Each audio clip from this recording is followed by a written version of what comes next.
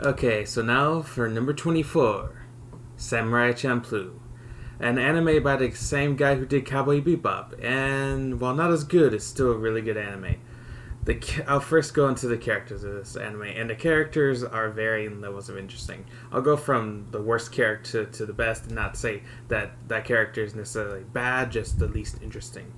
The least interesting character would be Fu. She's not a bad character, like I said, but she is the least interesting. She has her moments, and she is the driving force of the series. She is the reason this trio gets together in the first place.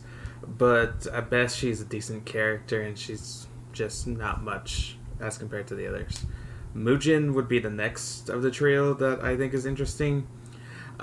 He's accompanying Mujin on her journey, no, accompanying Fu on her journey to go find her father, and he's equal parts comedic and badass. But his character can get a little grating. I think his backstory is really good, and he is really interesting. He's just not as interesting to me as Jin is, who I think has the best backstory of the entire trio. His backstory adds a layer of intrigue to his character. It also provides comedic moments, and also as a thing of unpredictability to the show, because you never know when his backstory is going to pop up and either be dramatic or comedic. And it's just, you're not really sure when his past is going to catch up to him, and maybe if it's going to come back to bite him. The one-off side characters are a ton of fun, but few are developed much at all. The cast is pretty good for the show, and I have no real complaints there.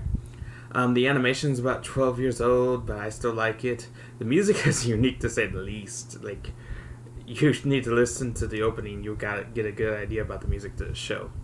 And it's a combination of the music and the animation that really gives this show a different and unique feel from typical anime. The main flaw of this anime is its story, which isn't bad per se. It's just not too overarching, and it doesn't really come up much to the end, but it is pretty serviceable. The side stories for the characters however, are great.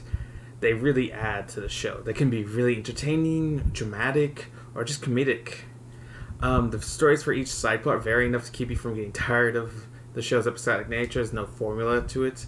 It's not like Pokemon or whatever.